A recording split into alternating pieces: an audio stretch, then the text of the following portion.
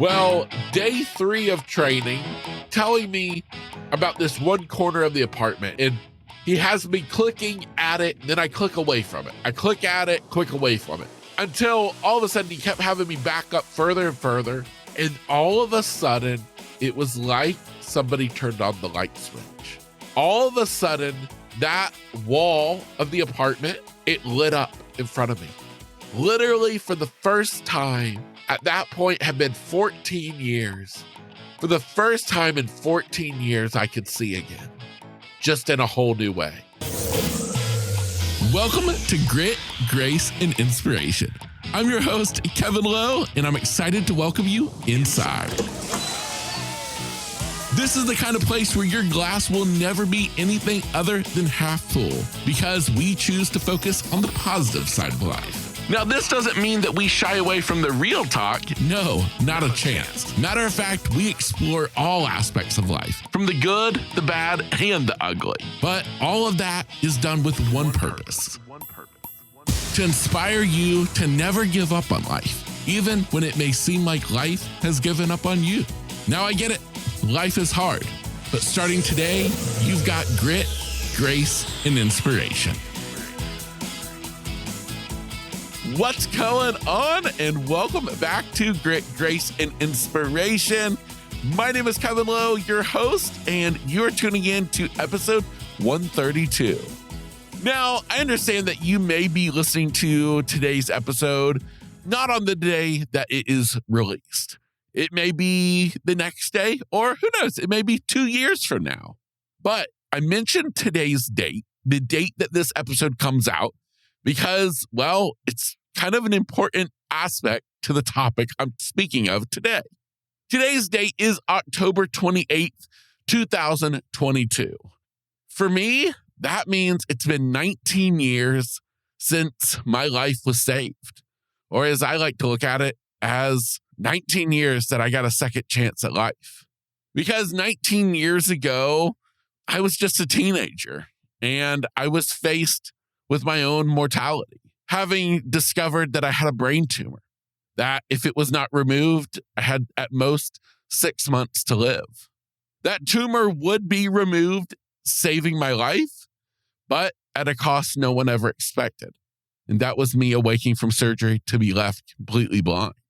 That all happened on October 28th, 2003.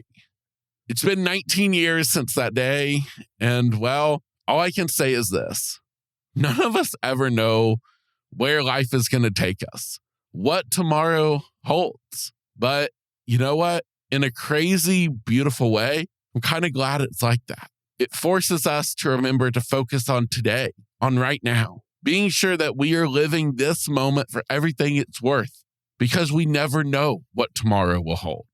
Now, for today's episode, for this anniversary episode, I decided to mix things up a little bit because I was recently featured on another podcast where I was the guest, and it was the Discover More podcast. The interview recently came out, and I was just really happy with the message that was portrayed through that interview. And therefore, I thought, you know what? Maybe I could just share that interview with you. So instead of me telling you about my story, I thought, you know what? Let me tell you about my story, about what happened to me, about the role that faith and family plays in my life, what I'm doing today, how I see the world, all the things through the perspective of me being the one who is interviewed. So with that, I'm going to turn it over to the host of today's episode, the host of the Discover More podcast, featuring guest Kevin Lowe. I hope you enjoyed today's episode. As always, I hope today's episode inspires you, empowers you, and motivates you to get out and take on the day with grit, grace, and inspiration.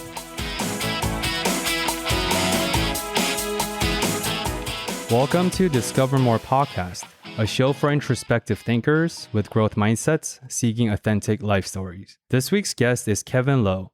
Kevin is a podcast host and a transformational life coach.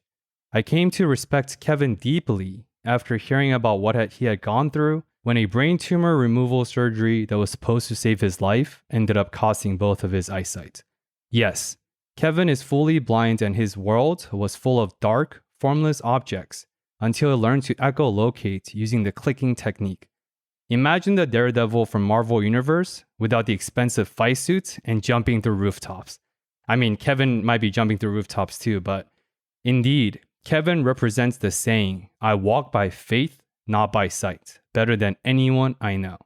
Expect to learn about the important roles of faith and mental health in Kevin's life, the inspiring story of how Kevin came to fully embrace and accept his blindness, what grit, grace, and inspiration means to him, how to seek gratitude in seemingly hopeless situations, and much, much more.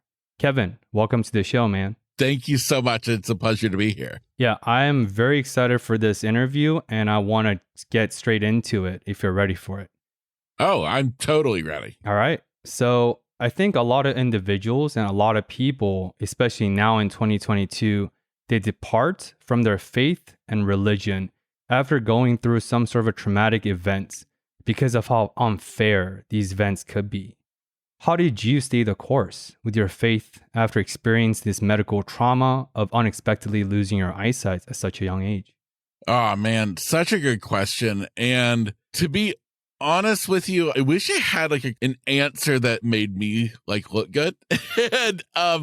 But the truth of the matter is that it was all just meant to be. It was part of my faith journey, and I give God all the credit for it. And I don't know why, to be honest with you. I don't know why I was never angry with God. I don't know why I didn't do what most people do and turn my back on God and say, how could you allow this to happen? And if, this could happen, then you must not be real. Instead, I kind of clung to my faith more than ever before because I feel like that's all I had. And the one person who was there with me, and I mean, I had family with me, but the person there day in and day out was Jesus. And for myself, that was just what I clung to. And there were times when I did get angry at God and I did say things to God in my prayers at night and just out of just rage of why won't you let me just see again?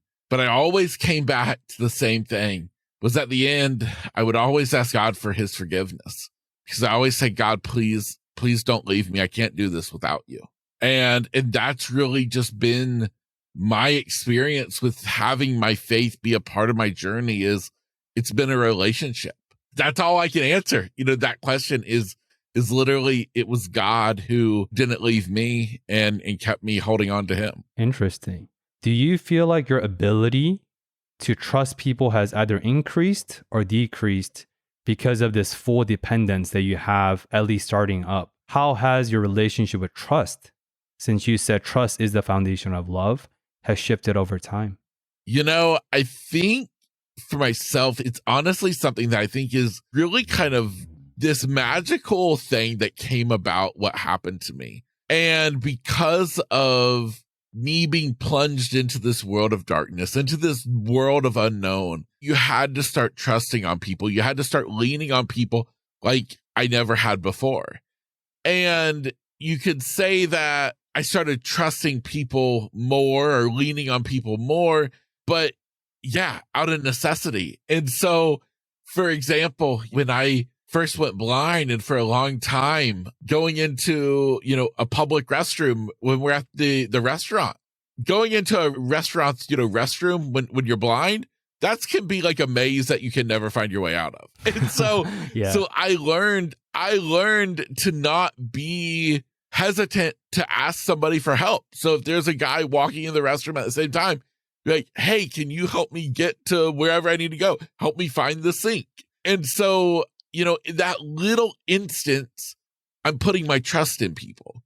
And to be honest, I think to myself, what a beautiful kind of way that is with life, is because it allows me to open myself up in something that I feel like all of us should do a little bit more, because we live in a life where we're so guarded. We think of everyone as out to get us, or like everybody's the bad person.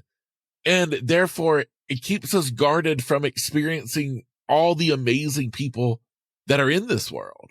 And so, for me, having to trust people, having to rely on help from other people, especially, like I said, in the years, right after becoming blind, it does, to me, it's really been like this magical thing because it's opened me up to get to experience all the good in the world.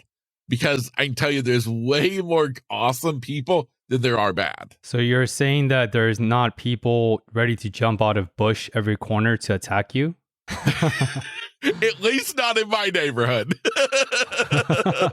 Yeah, that's a beautiful response. I think the next natural question would be then, since you're talking about the power, the magical power of opening up, how do you view surrender? Like, what does surrender mean to you, Kevin? Surrender for me is because I feel like for me, when I think of the word surrender, I think of that, of letting your guard down, of letting yourself stop thinking about the past or worrying about the future and literally being present in the moment. Whatever that is, whether it's a difficult situation you're in, whether it's a relaxing day at home, but literally surrendering to that moment and allowing your body that opportunity, your mind, that chance to focus on whatever that is and stop worrying about what was or what will be. Amazing. I'm going to tie this into my background in mental health, where this is a general blanket statement. There are nuances. At the same time, at large, anxiety is ruminating fear about the unknown or the future, and depression is being depressed, depleted energies, and feeling down about the past. And you're saying that surrender and the magic of life lies in the present. And I just want to highlight that because I think that's beautiful. I feel like nobody understands this better than you. How did you come to understand that physical health is mental health, Kevin? Oh, wow. What caused me to go blind was a brain tumor. And the brain tumor, it took more from me than just my eyesight. It also killed off my pituitary gland. Now, if you know anything about the pituitary gland, you know that controls all of your body's hormones. And so here I am, this kid, a teenager, and I wasn't growing. I hadn't gone through puberty. I'm 17 years old. I'm only 5'3". And it was because of this tumor that we didn't even know existed was literally killing off my pituitary. So I have the tumor removed and saving my life because the tumor had literally, it was pressing against my carotid artery. And at the time that they found it, they literally gave me 6 months to live. And so we went in, we had it removed, and we weren't prepared for the fact of me waking from surgery to be left completely blind. That was not even in the equation. We weren't expecting the fact that I would lose my sense of smell, but we really weren't expecting the toll that would be put on me for the rest of my life of having no pituitary and just the results of having this brain surgery to begin with. And so to the outside world, they look at me and they see my disability as somebody who's blind. The reality is that me being what they call panhypopit, so having no pituitary function, is honestly a far greater disability to me than being blind. And I say that because being blind, there's things I can do to overcome this disability. Yet with the other, I take all these medications that replace what my body should do naturally. But in that lies the problem, is that it's not natural. And so there's days when I just don't feel good. My body is physically just not doing well. And I can tell you that in those times, I find even me and my positive disposition, I get down. Because when your body is failing you physically, it's really hard to overcome that, mentally. And so that is how I would tie the two of those together and say that they are 100% related. And even, we can even look at the physical disability of blindness. And that could very easily, wreck me emotionally and stuff. And there's been hard times when it has. luckily I've been able to fight through that and overcome it. But yeah, 100%, I believe both of those are tied in directly with one another. Yeah, it's amazing. I appreciate your vulnerability, and I didn't even consider all these other complicated implications because of this medical trauma and surgery you went through, in addition to this blindness that literally robbed everything, the visuals that you care deeply about from you. Can you walk us through, because as you said, the day you found out about your brain tumor was like the true catalyst. Even before the surgery, you woke up just at this utter, complete, absolute darkness. So let's go all the way back. Can you walk us through the experience when you first found out, maybe in the doctor's office, about Kevin, you have brain tumor and you may have only up to 6 months of lifespan? Yeah, absolutely. So I'll take you back. So the year was 2003. I was a junior in high school, living my best life. I was, a normal kid, had my own 4-wheel drive Ford F-150, grew up riding dirt bikes, 4-wheelers, and loved to just be out in the woods mudding with friends or cruising down the beach. And so, like I said, life was amazing. But at the same point, though, we knew that things weren't right, especially my mom and my Nana. And because of the fact of what I stated earlier, I wasn't growing. I hadn't gone through puberty. My eyesight kept getting slightly worse. I wore glasses from the time I was just a little kid. And yet none of the doctors seemed concerned. They all just kept saying, oh, he's a late bloomer, everything's okay. So we finally have a change in insurance that my mom was waiting on, and she gets me an appointment with a new doctor. Now, this was just a normal family doctor, no specialist or anything like that. And I went into that appointment with him. He pulled my mom out into the hallway, and he told her that he's like, listen, he said, something's not right. I want you to get him to a specialist immediately. And it was in that appointment that this doctor first said the words that we never expected, was brain tumor.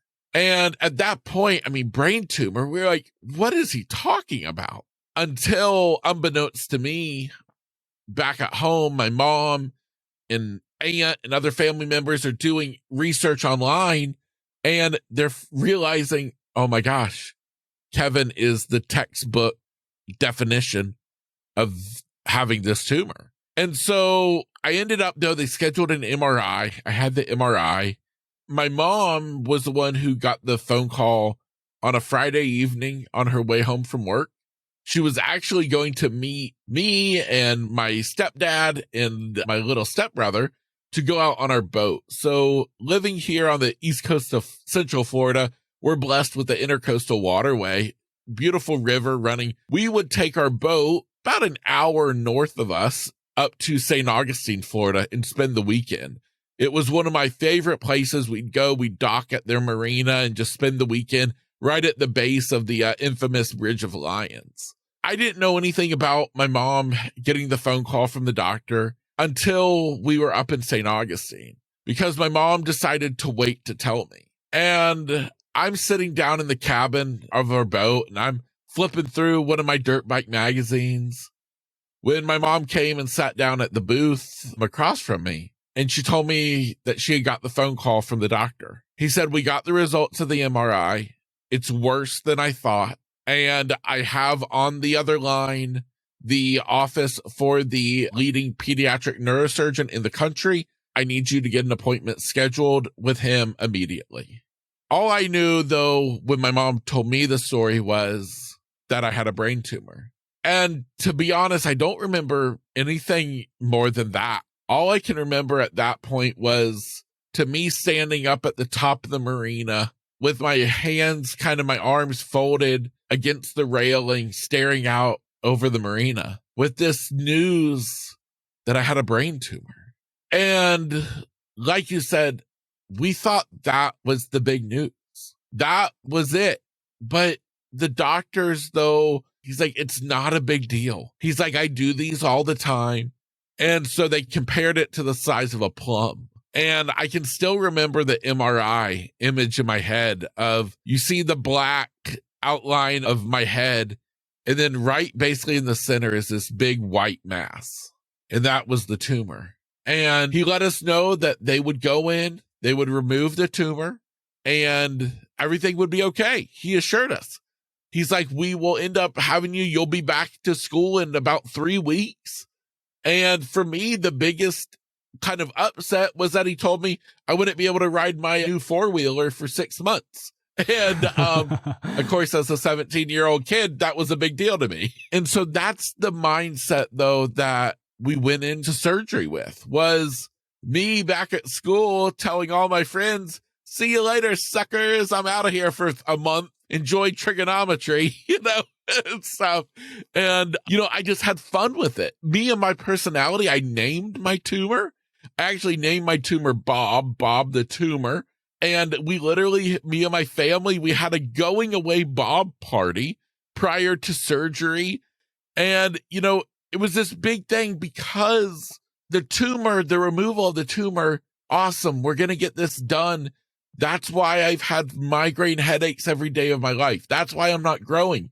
We get rid of the tumor and life can get back to normal and be even better. And that's what we went into surgery with the mindset of. I guess this is a weird connections, but I want to tie it together because I see some common thread line. You talked about, you went from air quote normal to air quote this new version of Kevin that you have to deal with, brain tumor, now blindness, everything in between. I think another most recent event that had caught a lot of people off guard, going from air quote normal to this new normal of pandemic. Do you see any connections or similarities with your ability to deal with this pandemic, going all the way back to when you first dealt with this catastrophic, life-changing, earth-shattering moment of finding out tumor, with being told have less than 1% of going blind with possibility to waking up being blind, and anything comes up for you there? No, I've never, I don't think, really related the two, but it goes back to that of adapting to change. And the fact of the matter is that throughout life, whether it's a brain tumor or a global pandemic, we all have change in our life. And I feel like it's how we can adapt to it. And, the pandemic, a lot of people adapted very well. I mean, it took some getting used to, but people adapted to staying at home or working from home. Goodness gracious, it came time to go back to work and people start complaining. What do you mean? I got to put on the suit again and I can't stay in my PJs, and it's just this thing of adapting. And so, and I feel like that is kind of a thing with me, with my life, is a series of events that have made me either adapt or just kind of get swept up with it and have it overtake your life. Instead, you can take the negative, you can appreciate it in the fact that you recognize it, you understand it. Now let's figure out how to utilize it. How can I go with the momentum rather than fighting it, and ultimately just using the change to benefit us?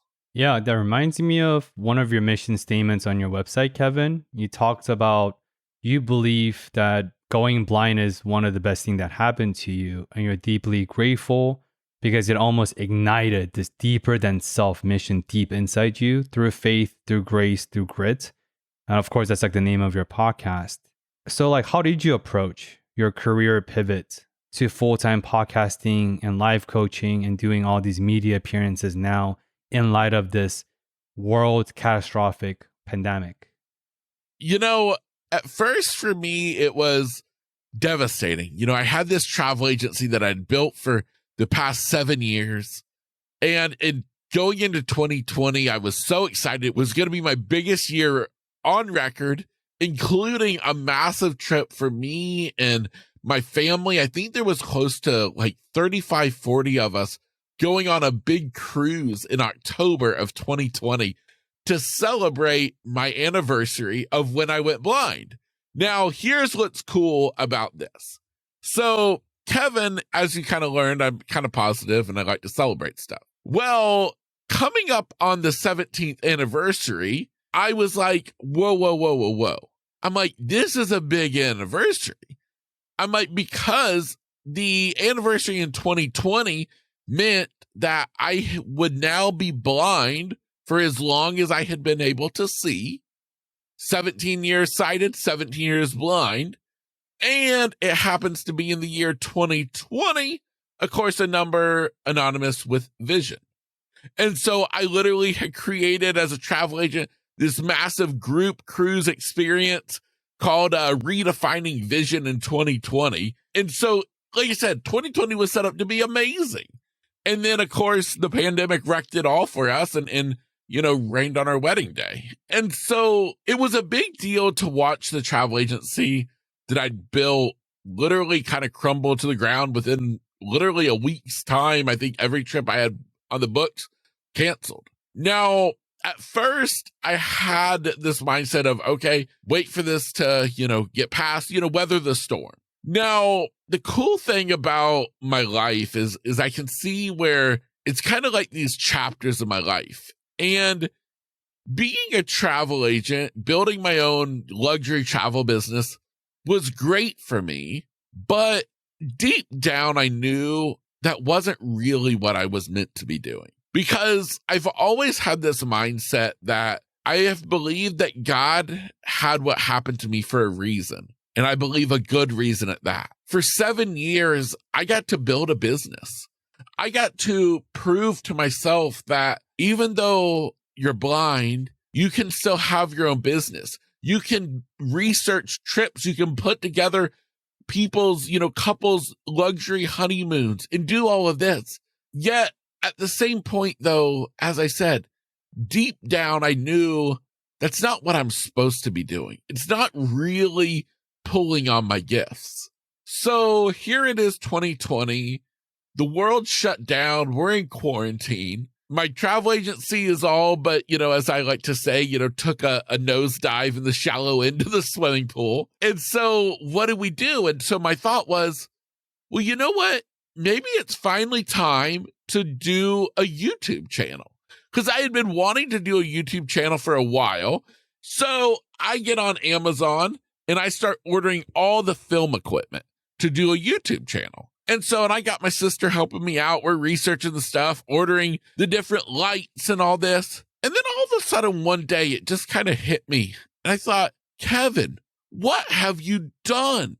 What are you doing? You've spent all this money ordering film equipment and you're blind. You can't do this by yourself. And your sister's not going to be able to help you every time you need to shoot a video. I'm like, what are you doing?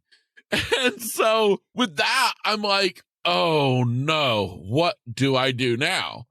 Well, luckily my sister was like, why don't you do a podcast? I'm like, what is a podcast? She tells me about a podcast. And I said, well, that sounds like a lame alternative to a YouTube channel.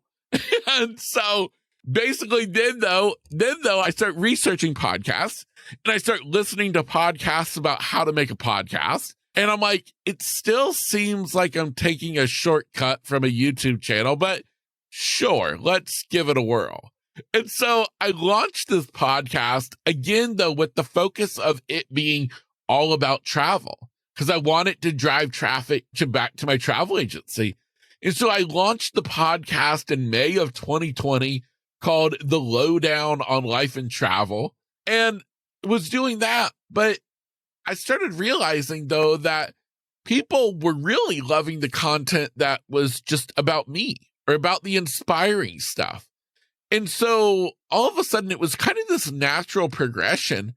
I'm doing the podcast and I kept getting better and better feedback about it. Everybody's telling me, like, Kevin, you are so good at this. You're so natural at this. This is amazing. That's when the pivot happened. I rebranded my show the first time to The Lowdown with Kevin Lowe, loving the fact that I'm like, I am so thankful that the only vacation I have to book from here on out is for myself. And so it was just this natural progression. And I fell in love with podcasting.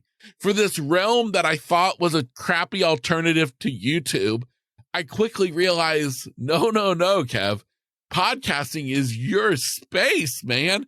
Like, you just entered the realm of audio where everybody's blind. And that's what was my gimmick for a while, was like, I want you to get to see people the way that I do.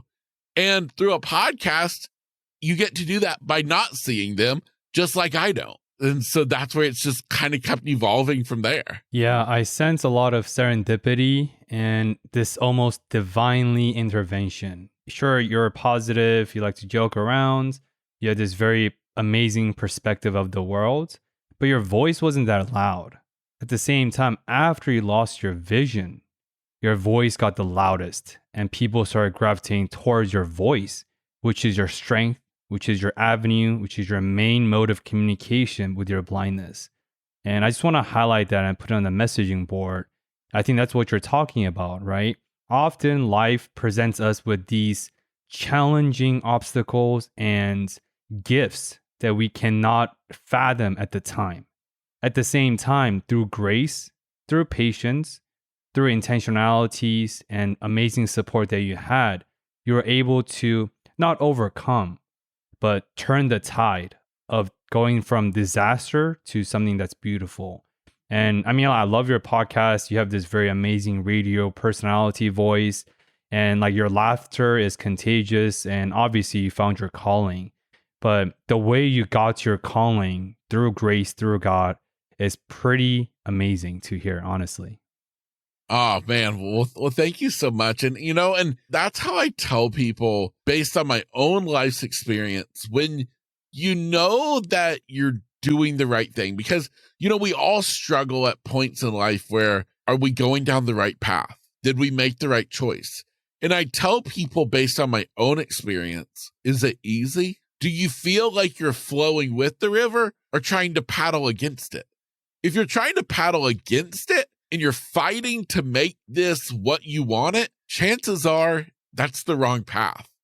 But if you can find that path where everything just comes together, it's like effortless. It's like there's a greater force at work, putting it all together, laying out the steps before you. That's when you know you found your path. Yeah, I love that. Are you swimming against the current or are you swimming with the current? And that creates a pretty seamless transition into today's sponsor, actually. So I want to mention today's sponsor real quick. And this episode and the next 2 episodes will be sponsored by this brain booster drink called Magic Mind, MAGICMIND.co. It's a brand that partnered up recently. It's the best brain booster drink out there with 4 simple and wholesome ingredients of just matcha, which boosts your energy, adaptogens, which help you relax, neurotropics, which keep you focused, and honey for just some happy vibes. And I've been drinking this for the past about a week now. And the reason why I love this, as you said, Kevin, we have all different support. Some of us are being pushed and elevated by our family. Some of us are being elevated and supported by our faith. And some of us don't have a lot of the toolkits that we do. And I think, why not take a supplement that has 4 simple, wholesome ingredients, and it has been documented by evidence and medical advisory board that they have to boost your mental health well-being, boost your functionalities, and just make you a more optimal being so that we can show up better for those we love. And I'm going to take a drink of this. It tastes like a pretty healthy green shot, but honey does make it taste pretty bearable. And it gives you all the benefits of coffee without the crash. And if you've been a longtime watcher or listener of the podcast, you know I drink espresso throughout the interviews just so I'm on my A game. But now I'm switching that to this Magic Mind booster shot. So if you want to try this out and support your favorite podcast and also contribute to the mission of saving Amazon rainforest, please check it out, the product, and purchase any one-time purchase for 20% off using my code DISCOVER14, and for an additional 25 of 45% off of any subscription-based purchase on their website at magicmind.co. That's MAGICMIND.co. And speaking of feeling optimal, I think this is about halfway through the podcast. So I'm going to take a sip of this and ride this wave around. Wow. Oh, it gives you a little jitter at the end. But yeah, like I said, I really resonate with what you said in terms of we always have a choice of how we want to respond to things that's happening to us. I have a personal curiosity. It may not land anywhere. If it doesn't, I take full ownership. Did you ever deal with some sort of a mixed emotions, like maybe some resentment, some anger, some bitterness when you're operating at this high level luxury traveling agency, booking travels for all the other people who have the eyesight, who can soak in the full experience of traveling? Not that you can't, you still love food. There are a lot more to traveling than just seeing sights. At the same time, given your conditions, any mixed emotions you used to deal with, because emotions are complex. Matter of fact, I actually spin that right around. And the big thing when I was booking travel was helping people to fully immerse themselves in a destination by not focusing on just what they see. And that was what my big thing was with the travel that I would book. And for anybody traveling is I would encourage people that it's so easy with our eyes to ride in the car and just look out the window at the sights, or to be in the hotel and just look out and, oh yeah, that looks pretty over there. Well, instead get out and experience it. And that's where with the travel agency, I would literally use my life as this way of teaching them to get out there and experience the destination. Don't just do this. I want you to talk to the local people. I want you to taste the local food. I want you to try something that's maybe a little bit out of your comfort zone. Because when we try new stuff, we meet new people. That's when we get to grow. And that's what ends up creating the most amazing vacation that we remember forever. Man, I would love some of your DNA that allows you to see the positive. I mean, that's right. I think for a lot of people, they would deal with this resentment, this bitterness, these mixed emotions that I alluded to. Yet you were able to flip its table completely. I mean, that's pretty amazing, honestly. Yeah. And I'll be honest when I say that it took time to get there. Because at first, after becoming blind, I was trapped in a world that I didn't want to be in.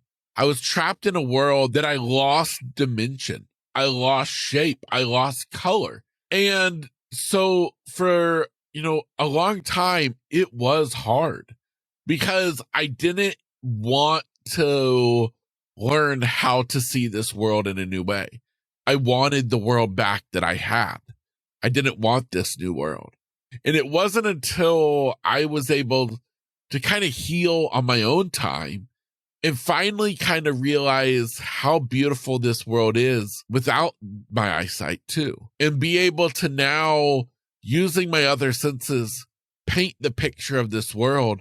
And like I said, in many ways, I believe today I see more of this world than people with eyesight, because you sighted people get so stuck on your little eyes that you miss out on the experience of stuff. I'm like, guys, I might stop looking around and start talking to people, tasting stuff, feeling stuff, and using your other senses to kind of help to further emphasize life. Wow. That's I think we can just wrap up our interview right there. I think that's a mic drop moment, but I have way more questions to ask, so here we go. So on that same breath, do you feel like, as you said, people with eyesight, the privilege of eyesight, we do get stuck or fixated on certain parts, the visuals, the social media, the phone, the incessant need to capture the moment rather than being in the moment? On that same token, I think now everyone has some sort of a charade. Everyone has some sort of a mask and facade they put on in different settings. And it's not to diss that, because the way you act around your spouse is not the same as you act around your boss. So boundaries and context matter. At the same time, do you think your blindness allows you to see past the mask, see past the facade, and truly see what people are about, especially given your heightened and cultivated auditory receptions and everything in between? Yeah, I do. And I feel like it goes back to what I said earlier on, is when we were talking about trust. And when I talked about having to trust people, to ask for help from people. And I feel as though that ties in with this, is not only having that sense of maybe needing to open yourself up, to be vulnerable which in turn I find helps other people to do the same, and at the same point, also just having a natural curiosity for people and wanting to know about people. And I'm a big person of, at times it can get a little bit frustrating for me when people can look at somebody and they form an opinion about them, whether they do it on purpose or subconsciously, but they immediately form an opinion about that person, about their life, about who they are. Are they nice? Are they mean? Yet they've never even talked to them. They've not asked them a single question. Yeah, maybe that person just cut you off in the car. Well, did you find out, though, what's going on in their day? What have they just been through? Before you get angry and paint them as some type of horrible person, open your mind and think, wow, maybe they've just been through some bad stuff. And maybe I need to show them a little bit of grace. Maybe I need to say a prayer for them. And I believe that is the biggest thing of being vulnerable, being curious, and just understanding that beyond what we all look like, we're all just people. And each of us deserve to be heard. We deserve to be known. And deep down, we're all just the same. We're all just people trying to make it in this crazy thing they call life.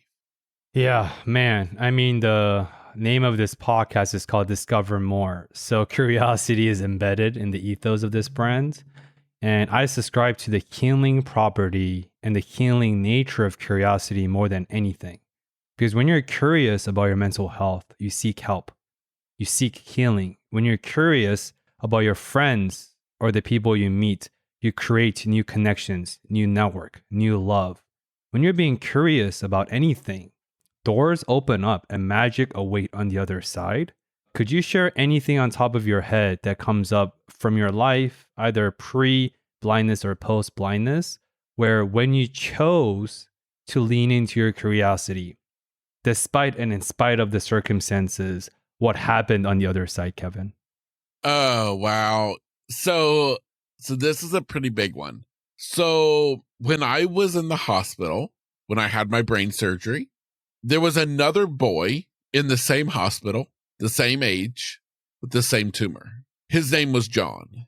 And here you have these two young boys who they even said that the two of us even looked alike.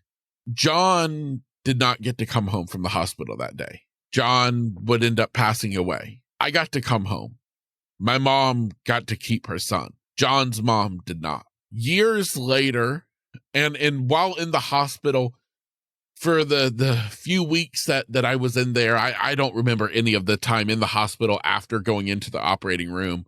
But during that time, my family, they looked out for John's mom because she didn't have a whole big family there.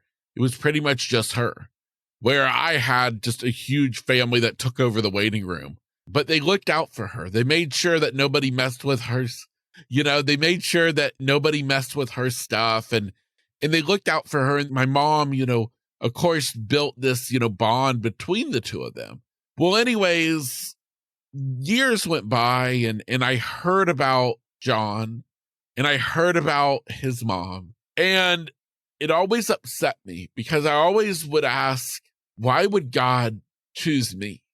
Why would God choose me to get to live and John to not? Why did my mom get to keep me, but John's mom didn't? And that curiosity and that weighing heavy on my mind, finally, I don't remember what anniversary it was. I finally got my mom to try and locate John's mom. And we did through the power of Facebook and social media.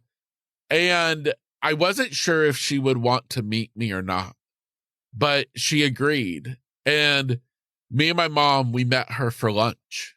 And I got to meet her, John's mom. And for myself, that right there is the biggest thing that's happened to me, of being curious, of wanting to know people, of wanting to show compassion to let her know that I wish her son had got to live. And I don't understand why God made it where I was the one who got to live. And I wanted her to know that. And I wanted to get to know her because I felt this deep connection considering these similar situations, these two boys with these rare tumors in the hospital at the same time. And so I got to meet her that day. And because of the fact that I care about people, I want to get to know people. And it led to that opportunity for me. Locate John's mom. And we did through the power of Facebook and social media. And I wasn't sure if she would want to meet me or not, but she agreed. And me and my mom, we met her for lunch. And I got to meet her, John's mom. And for myself, that right there is the biggest thing that's happened to me, of being curious, of wanting to know people, of wanting to show compassion to let her know that I wish her son had got to live. And I don't understand why God made it where I was the one who got to live. Know that. And I wanted to get to know her because I felt this deep connection considering these similar situations, these two rare tumors in the hospital at the same time. And so I got to meet her that day. And because of the fact that I care about people, I want to get to know people. I think, I see another connections with podcasting and this relational component that you have through curiosity. As you know, half the podcasting is outreach, guest booking, connecting with people, with strangers across the world or the country. And you have a very finite amount of time to build rapport and create this genuine connections. Because when that genuine connection isn't there, the content or the episodes also aren't that solid. People could tell the chemistry, even virtually or through their little microphones, right? Anything comes up for you there in terms of that realm? Oh, yeah, I agree 100%. And I think the biggest thing is where I feel like the mistake can happen in terms of forming these connections and having these talks, over a podcast, is so many people come into a podcast and they're ready for an interview. And I always tried my best to set the stage, because I always tell them, listen, you're not being booked for the Today Show. This is a conversation, because that's what some of them, they're ready for a Q&A session. They're ready for us to sit down and me be, the interviewer. And I'm like, no, it's literally me and you sitting down at the local coffee shop, me curious to learn about your life. And I feel like that's the thing of whether it's podcasters talking with your guests or just people talking with new people, is if you show people your genuine curiosity and you are genuinely curious to know more, it just makes this segue for just a beautiful conversation. And like I said, that to me is the secret that's missing in the world today, is people wanting to know about other people. We live in a world where most of us don't know our neighbors. We don't know their name, much less who they are. Yet, what an incredible world it would be if we all knew each other. We understood each other. And through podcasting, it's just one way of doing that. And, I just think it's really awesome. Yeah, that's funny you say that, because the joke that I say on my show when I book the guest is, I was like, hey, I call it the interview because it's just an easier label, but then there's no job offer at the end. Right? It's not a job offer. It's like conversational. Like you say, it's not the Today Show. It's not a job offer at the end. And that's why I love the nuances, because nuances are in the gray. And the gray, I think that's where life and the essence of life and a lot of people's stories reside within. It's in the gray. And I think podcasting is just one of the many great avenues that we have to talk about the nuances, to talk about the gray. Because like you, when a lot of people just perceive you or put you in a box of, oh, Kevin is blind, then they're going to inevitably overlook a lot of amazing things you have to contribute, a lot of things that you bring in with you to whatever space you enter. It's only when we let go of the boxes and burn down all the labels, I think that's when we can see the person sitting across from us, whether through camera or in person, for truly what they are. And that's like the wholesomeness that I think we're talking about here. Yeah. Oh, I agree 100% is getting rid of the titles or as I always like to use the example of little children, we give them coloring books and we give them pictures that they got to color and it's coloring inside the lines. Well, the reality is the picture is more beautiful when we stop being restrained to the lines, color outside of the lines, forming our own art. That's when it's the most beautiful picture of all. Yeah, that's like the modality of creative art or expressive art therapy. That's like the whole ethos of just let go of the structure, let go of what your art teacher used to teach you in third grade, and just let your creativity run wild. And that's very therapeutic and healing. And that's a segue into this next question, where during our qualitative process for the booking, you talked about one of your pet peeves and biggest qualms is well-intended people giving you their entitled opinions without truly understanding the context. Can you share that story about when your family brought you on a cruise and everyone was like, oh my gosh, Kevin, it's so great that your family brought you on a cruise. And I know you talked about insert a big dose of sarcasm there, but we'd love for you to bring us to that story because as you said, some people and some events can make us stronger, faster, and bigger and more healed. And at the same time, sometimes well-intended people can unknowingly cause more harm in some situations. Yeah, of course, of course. So the truth is it wasn't one situation, it's every situation. So I've not been on a cruise in quite a while now, but back, after I went blind, there was a series of time that we were going on cruises quite a bit. And on every single cruise I ever went on, at least once during that cruise, just as you said, there would be somebody, some sweet person who would come up, never to me, because I'm blind, so they can't talk to me. They have to talk to whoever I'm with. And so that's my mom, that's my sister, that's whoever, whatever family member I'm with. And they have to tell them, oh my gosh, it's so wonderful that you guys bring him on a cruise. And, and I, of course, I don't say this, but my immediate reaction that I want to say is, oh, I know. I just love it when they let me out of the cage to come play with the rest of the family. And so it's really quite funny. And so that's the one response we get, as if I'm locked in a cage and they let me out to come on vacation. The other response, though, is people who come up and they ask, and this is the question that gets me the most. Why would you bring him on a cruise? Why would he come on a cruise? And those people, well, what do you mean? Well, I mean, he can't see anything. And that's where it comes back to that aspect I talked about earlier with travel, is people get so locked up in their head that without the sights, what is there? And so that's where I come back to that. But most of the time, 99.9% of the people, they're just curious. You know what I say? They don't know what they don't know.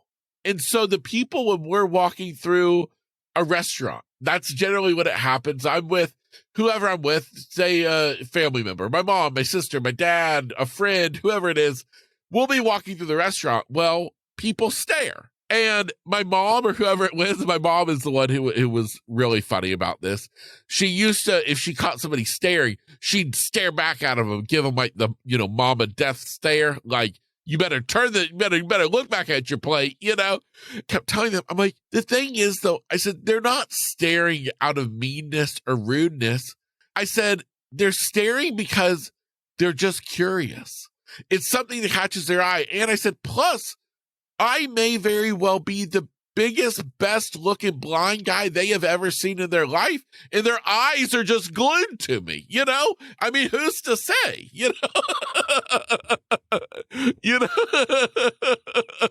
But that's where I go back to the thing of people ask me some stupid questions. They say stupid stuff that, again, like I say, you sighted people are so tied to your seeing eyes that you feel like there's no way you can do anything else without it. Because I go and I talk to some schools, and I go to middle school and elementary school. Elementary school, the funnest kids to talk to are the little ones, the kindergartners and first graders, because all they want to do are ask me questions. And those kids, I build myself up to be the next blind superhero. So by the time I'm leaving, they're like chanting my name, asking, telling. The last time I had a kid going, I want to go blind, and stuff. And I'm like, yeah, win, Kev. But what the funny thing is that the silly questions that the little kids ask me are the same questions that adults ask me. I'm like, there's literally no gap between a kindergartner, what they want to know, and what an adult wants to know. Like, well, I don't understand. How do you know that you've got all this shampoo out of your hair in the shower? I say, well, do you look at your hair in the shower to see that you got all the shampoo out? And so like I said, if lesson learned, I think the public service announcement is maybe to avoid yourself looking like an idiot more so than offending somebody, just maybe think what the answer could be of your question before you ask it and have yourself kind of embarrassed later on. So I know in classrooms and like colleges, professors and everyone always says, oh, ask away. There's no stupid questions. I mean, let's be honest. There are some stupid questions. I mean, it's not, it's not possible that all questions are great. That's just not realistic. But man, that felt, that's the hardest I've laughed in a while on an interview. So I appreciate that dose of comedy. I think this is an appropriate segue to do some more psychoeducation or just educations about the spectrums of blindness. As you chatted offline when we first came across each other, I shared with you that one of my favorite humans and my dear mentor, Will Pham, if you're listening, shout out Will. He's also fully blind. And he's the first person that helped me break away from a lot of the stigma, a lot of the misdemeanors and misconceptions of what it means of being blind. So I credit a lot of my knowledge and my exposure to him. And the caveat I want to provide is a lot of people, yes, we're joking about, some people are just being stupid or some questions aren't the brightest. At the same time, there's not a lot of information out there about a lot of disabilities. What does it mean to be deaf? What does it mean to be blind? Is it a spectrum?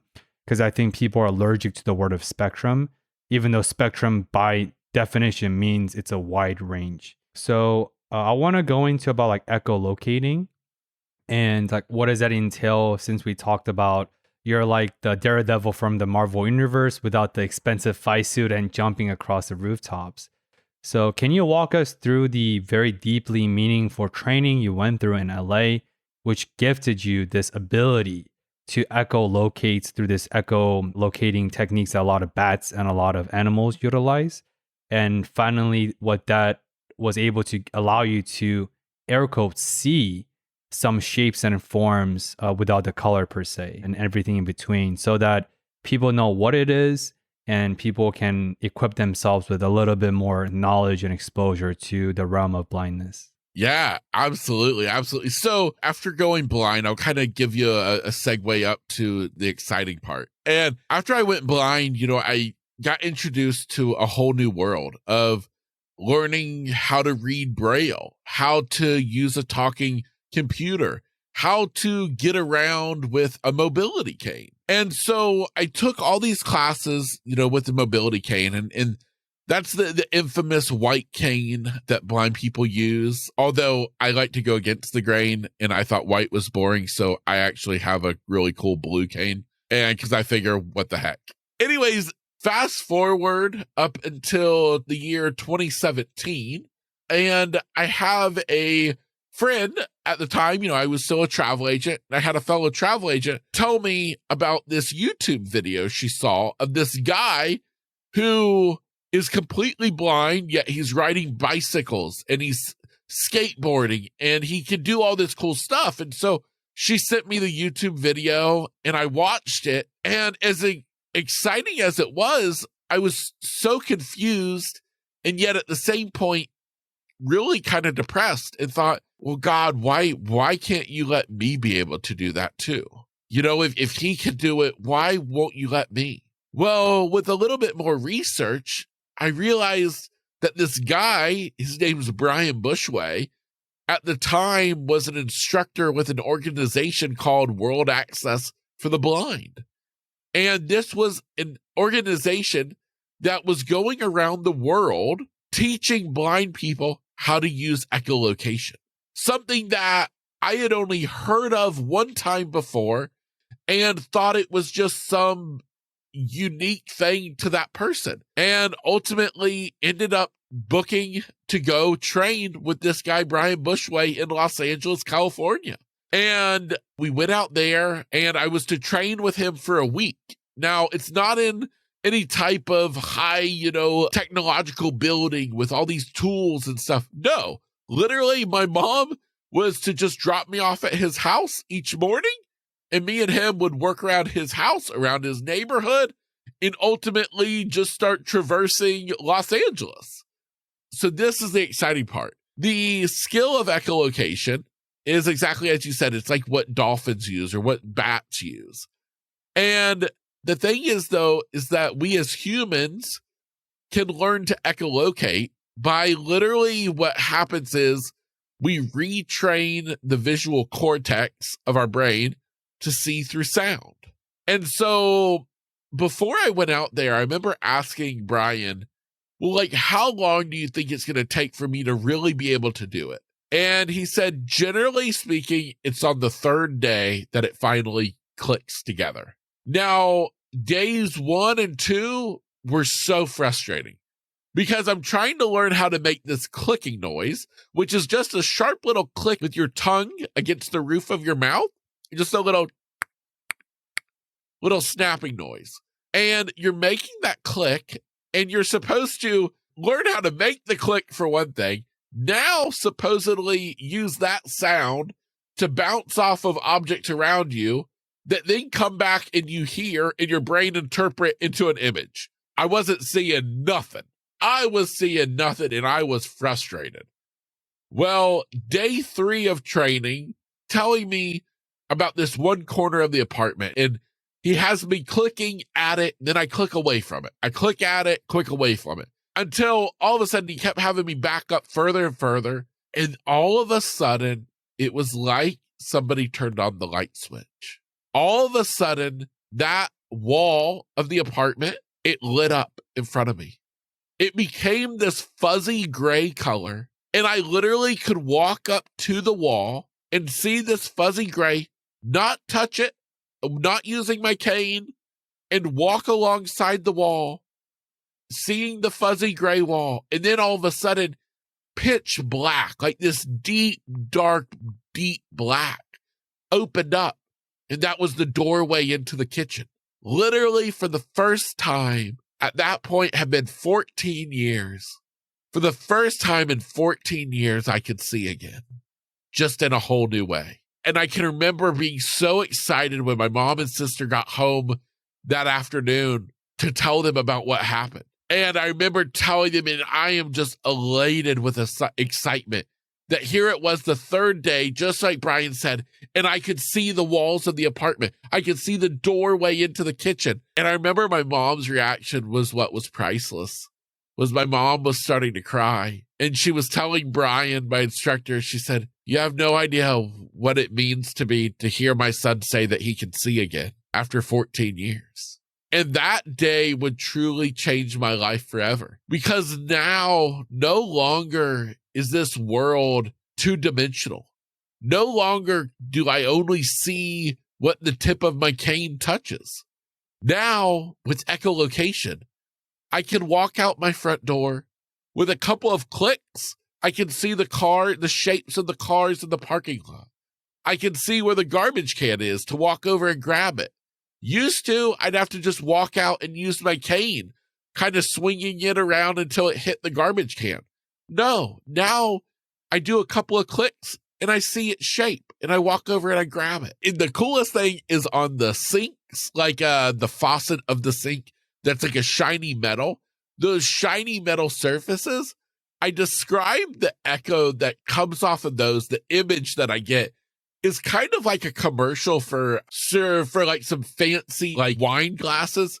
And so it shows that spark coming off of it, like the little ping. It's so shiny. It's got that. That's how it happens when I do a click, walking up to a faucet, right off of the metal surface of the faucet, I get that little ping and I can reach out and touch the faucet. It's literally been the most life-changing thing in the world. And for myself, though, I thought, this is ridiculous. Why didn't I learn this before? Why? I spent 14 years. 14 years could have been spent learning and improving this. Why'd I have to wait so long? Well, the fact is that the blind community is wrapped up in this idea that they want to protect what was, as if this echolocation is some type of new alternative medicine and that it's not real. Well, baby, let me tell you, it is so real. And it doesn't replace using a cane. No, I still use a cane. I still go sighted guide, which means holding onto the arm of somebody. But what it does is it opens up the world where now I can preview my environment. And no longer am I just only able to see what I can touch. Finally, one day, I just sat there and I smiled. And I thought, God, you are so awesome because you let me see again, just in a whole new way. Yeah, there is a lot there. And I think often we don't necessarily get to a point of appreciating something unless we have experienced a loss of something. And in a way, you were extra grateful in addition to you just being a grateful person overall and a very positive thinker. I think you really treasure the rareness and this amazing ability to see not the colors, not the colorways, not the landscapes as we do as sighted folks, but nonetheless, seeing shapes. And it's crazy that different textures of surface have different images that surface. I feel like we can spend another 2 hours just on echolocation specifically. At the same time, we're just the vehicles for resources and information. And I encourage whoever is listening just to tune in and discover more on your own about the world of blindness. Maybe you know some blind folks in your lives and the possibility of what echolocation could be for them if you want to pass this along.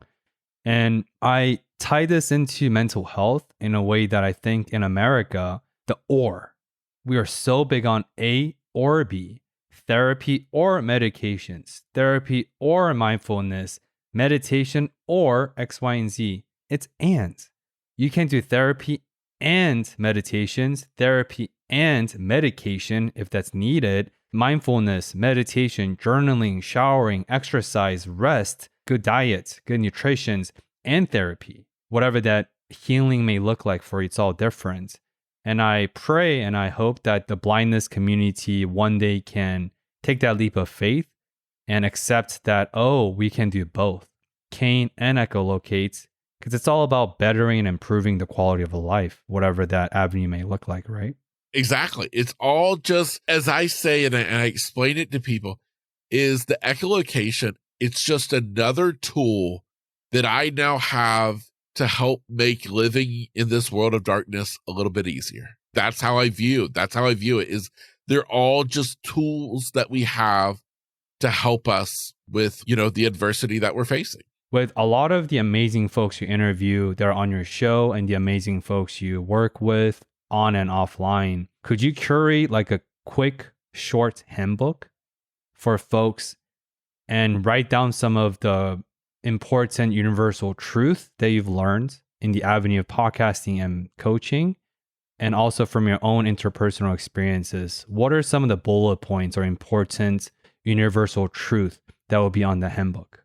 Yeah. Oh, wow. I love this. So the first thing that I'm going to tell you to do in this handbook is something that I'm going to take it from something that I've spoken about before. And I actually did a podcast episode about it long time ago, is I believe that all of us need an equation to live by.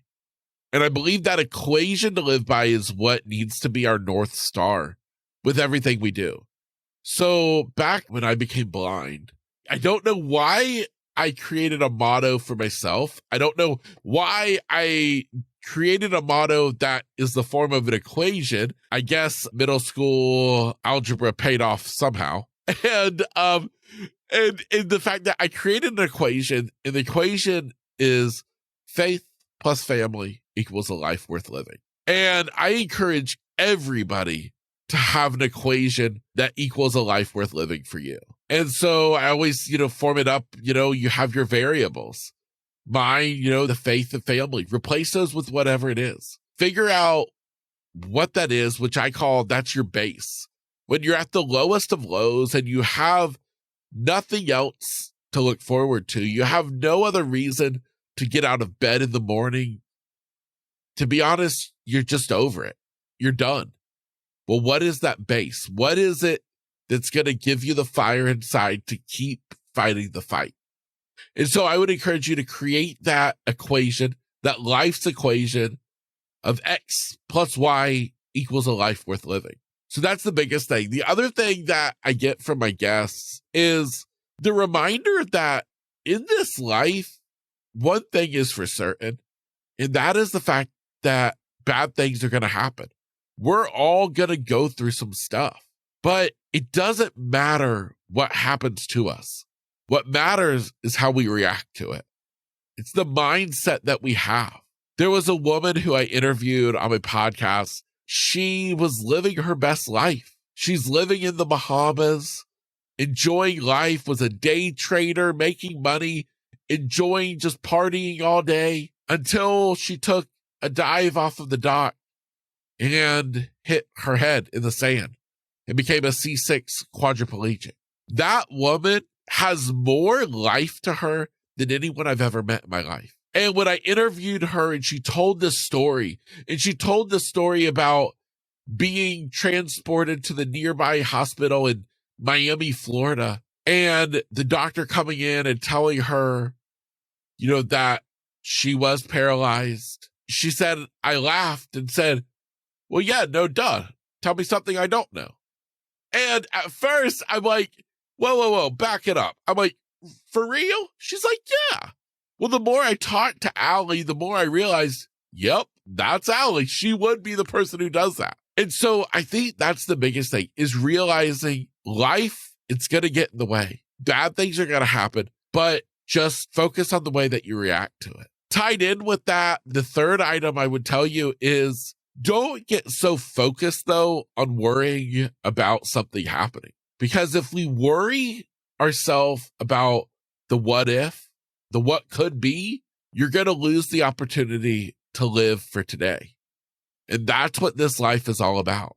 I thought to myself before, maybe I wished I had known what was going to happen to me when I became 17. If I could have known, would it have made things different? And yeah, I think it would have in a very negative way because I would have lived every day with a time clock ticking by on my life, on my sighted life. Instead, we have to be focused on living this life for everything it's worth at this very moment. And I think the last thing that I would say, part of this guidebook, is that you are capable of so much more than you give yourself credit for. So many people, they hear my story and they tell me, there's no way I could do it. And I say, oh, yeah, you could. Because if you had asked me on October 27th, 2003, if I could handle it, I'd have said no. But that's why God doesn't let us know what's going to happen. That's why we don't get a say. And the fact is that you are strong. You are capable of doing amazing things in your life, even when faced with adversity. And I feel like if you can remember that, then it kind of takes away the worry of the what if. Because you realize at some point in time, the what if is going to happen. But hey, that's all right. I'll just evolve. And I'm capable of moving past it, becoming a bigger, better person because of it. And that's all right. Yeah, I mean, not much to add there. Beautiful said, Kevin. Just a quick side note that I would want to add on to that is similarly for us to best enjoy the fruitful, restful period of the weekend is if we earned the Saturdays by working hard, diligently showing up during the week. If you're on vacations or if you don't have a lot of work or whatever engagements or requirements during the week, the weekend isn't as enjoyable. And that is a fact. Right? A lot of people are like, oh, I want to live a life of freedom. I do what I want with absolute freedom, no limitations. Talk to folks who have tried that way. It's actually a lot more depressing because when you feel like you can do everything, you can't do anything. Because it's like this, the idea of limit, constraint, freedom is better than absolute freedom. And that's very meta like that. And we're definitely coming towards the end of the podcast. And I think it's a beautiful way to hit you with this question before the signature hallmark discover more questions. And then I'll roll out the red carpet for you. With your new, most recently rebranding effort, going from Down Low with Kevin Lowe with grit, grace, and inspiration, which is a current name of your podcast. I love it. What does grit, grace, and inspiration mean to you, Kevin, today and every single day? Yeah. So for me, grit is kind of goes to the topic we were just talking about. Is life is challenging. It's hard. But with the grit, we can get through it. Sometimes we got to get down and dirty. We got to dig deep. We got to find parts of ourselves that we never even knew existed before. But we get it. Grace, for myself, grace is giving yourself the grace to realize that you are going through hard stuff, that life is tough and it's okay. You don't always have to be the top of your game. You don't always have to be the shining, example of the ideal person in life. You can wake up and have a bad day, and that's okay. Give yourself that grace, that understanding. And then, of course, the inspiration is the fact that I believe we should always be striving to inspire others and looking for people to inspire us. And, and that's where just inspiration comes into play, is if we can inspire people, if I can inspire somebody by just sharing about my story, well, then, man, isn't that awesome? And that's where I've always said that, I came to a point in my journey where I said, if by me going through what I've been through, becoming blind, if I can now use that to be a benefit to somebody else by inspiring them, well, then I have to believe that all that I've been through has been worth it. Amen. Mic drop moment indeed. Beautifully said. Yeah, so with that, I want to enter the signature discover more questions. Since the question is twofold, fold one is, what are some of the areas or topics or domains in your life, Kevin, that you're excited to discover more about after this very, very meaningfully insightful conversations? And the second fold is, what is an area in both of our respective listeners' lives that you want to encourage or even challenge them to discover more about after finishing this episode with you? The conversation for myself has just kind of opened a light to just this avenue of wanting to just be sure that I am continuing to do what I'm on this mission to do. And that, that my life's equation continues to be my North Star. And to be sure that every day I practice what I preach. And I think that's something for all of us to strive to, because it's easy to say it. It's another thing to do it. And so for myself, that, out of this conversation today has just been just kind of that light to kind of light me up and remind me that, you know what? Yeah, you've been through some stuff. You've had some hard times, but Kevin, you've done it. You're doing it. So just keep digging deep now and don't give up. I would encourage you, after you finish this episode, to just get out there and see how much of this world you've been living in where you've only been focusing on what you can see. And the biggest part of that I would encourage you with is the people that you do life with. I'm not even saying that you got to go out there and talk to strangers, but I'm wanting you to talk to your own family, your own friends. And instead of answer, and then you guys go on about the day, actually really ask them, how was your day? And listen to what they have to say. And ask them again, oh, okay, well, why do you feel like that happened? Or, well, were you happy about that? Get into this mindset of conversation, of opening your mind and wanting to know the people that you already do life with, because The fact is, we can live with people and then basically be strangers because we get caught up in life. And instead, let us just give each other the time that they need. Give them the grace to share about their life. In return, you do the same.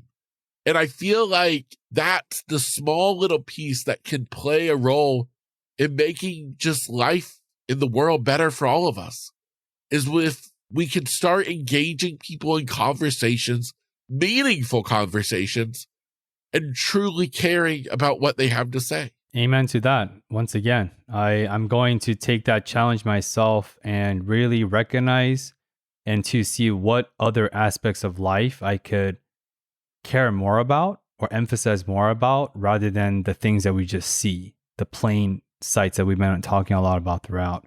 If you also want something a little bit more lighthearted and to try checking out Kevin's world, the next meal you eat, close your eyes and see how that works for you.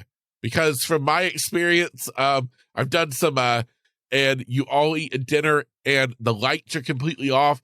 It's completely black. People have come out of there, my own family, patting me on the back saying, Kevin, I have no idea how you have been able to get the fork to your mouth each and every time. So, yeah, that's amazing. The add-on to that is in New York City, you have a lot of restaurants of dining in the dark for like romantic first dates.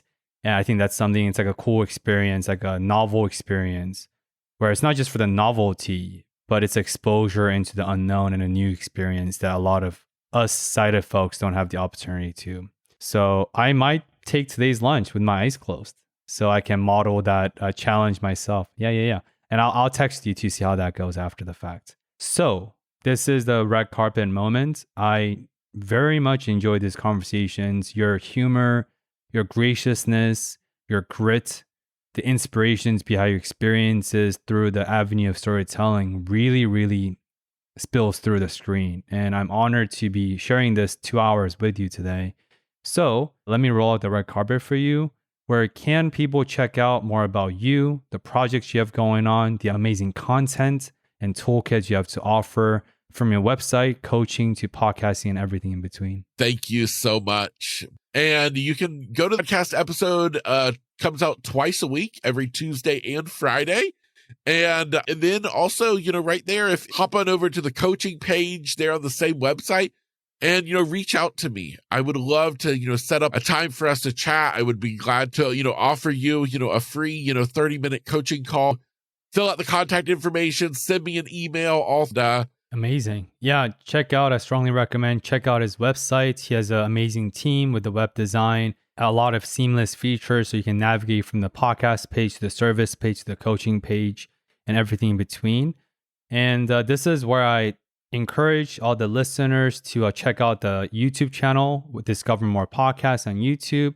All the video contents are released every Wednesday and Sunday, and the audio episodes are released on the following Monday. And if you can really subscribe, like, and share this episode with one person, if you derived any benefits and values from this episode, and that's the best way to encourage me to continue to seek out these amazing and inspiring guests who are all about authentic life stories. Because authenticity is really rare now in 2022 more than ever. And I myself derived a lot of toolkits and amazing motivations and perspective from this episode. So if you want to subscribe to the YouTube channel or tune in and share this on Spotify, Apple Podcasts, or wherever you get your dose of podcasts on a weekly basis. With that being said, I will include all the show notes in the episode below as always. And immense gratitude to everyone who choose to tune in week after week. And we're approaching our 3-year journey on the podcast. So your attention and your ability to choose curiosity every single day means more to me than you will ever know. And I appreciate your time, space, and as always, hope to discover more with you next time. Thanks for listening. Hey, real quick before you go, I have one last thought to leave you with. I, of course, hope that you've enjoyed today's episode, but more importantly, I want to remind you that I I never want you to listen to an episode of this podcast to hear something that I have to say or that my guest has to share and think, wow, I wish I could be like them. I wish I could overcome my own challenges and do the great things that they are doing, but I just can't. Well, friend, that's where you are wrong. You are capable. You are able. And you darn sure are deserving of having all that you can imagine in this life. There's nothing special about me or any guest I have on this podcast. We are all just normal people trying to make it in this life. And so I encourage you to take a look at yourself in the mirror and remind yourself that, you know what? I can do it too. Now, of course, if you would like help along that way, reach out to me, whether that's as a listener of this podcast, a friend, or if you'd like to work with me as a coach. My contact information is inside of every episode's show notes, just like this one. So go down, check out my contact information, and reach out to me today. With that said, I encourage you to take on the day every day with grit, grace, and inspiration.